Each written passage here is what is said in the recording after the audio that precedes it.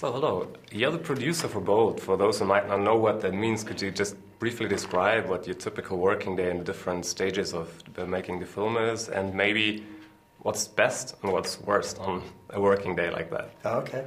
Well, a producer is the person who's ultimately kind of watching over the whole project itself. And so as a producer, what you do is you work with the directors, and as they go from different meetings looking at creative parts of the film, you're observing to make sure that the process is working. Because ultimately you have to deliver the film on time and on budget, but creative doesn't always work exactly the way you might have planned. So it's about looking at a plan, making sure you're staying on target, but if things start to go off target, trying to figure out how do you bring it back on plan. So a typical day is actually moving around with the directors, and when they go to the layout meeting, you're there observing to see are the shots getting approved, and if they're not getting approved, what the problems may be, and are those problems we can go in and solve. Or if they go into an animation meeting, the same thing, to kind of watch the interaction of how things are coming together to make sure it's all going to work.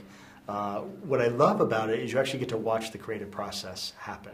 You get to be in a room seeing the story evolve, seeing the animation come together.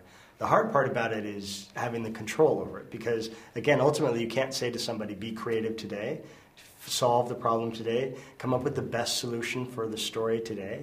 It has to be something that comes naturally, or you'll actually hurt the film because it won't be as good as it can possibly be. So sometimes you have to hold your breath and say it's going to work. Just give them another day or two to figure it out.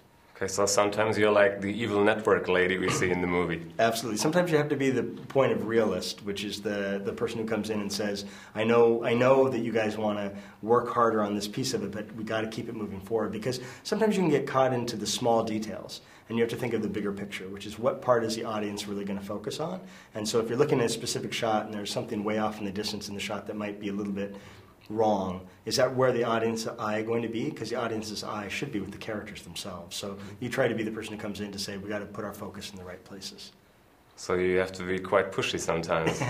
Sometimes you have to be pushy. I mean, I have to say I'm lucky because I've been able to work with some really great people like Byron Howard and Chris Williams, and they sort of understand that part of the process. What happens is they can get so caught up into their own world that when you take a step back, they're like, yes, you're right. Okay, we can let that go and move forward. Or on the other side of it, they'll say, no, that's very important, and then you have to say, okay, now how do we figure out how to get that done?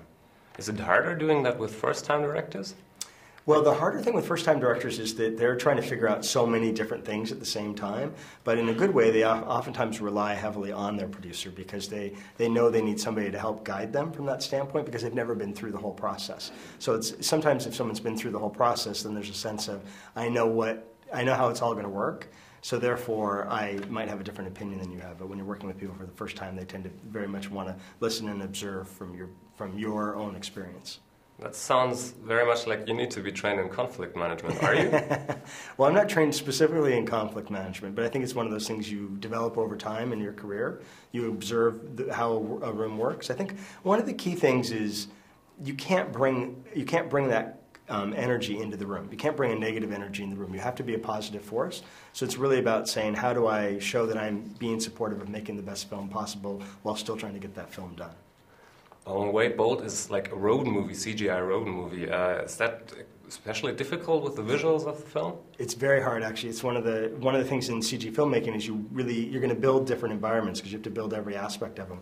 So having less environments is certainly more simple than having lots of environments.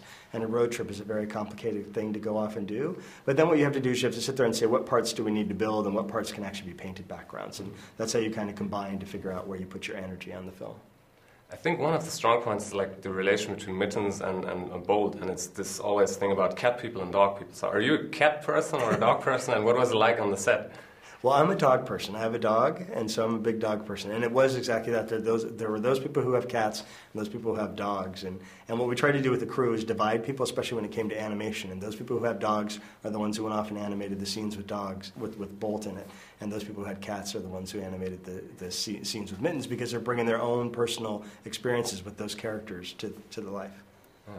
You were also involved in Lilo and Stitch and Meet the Robinsons. So how did the experience in doing Bolt differ from those movies? Well, Lilo and Stitch was a 2D film, so actually Meet the Robinsons and Bolt was my first foray into 3D filmmaking.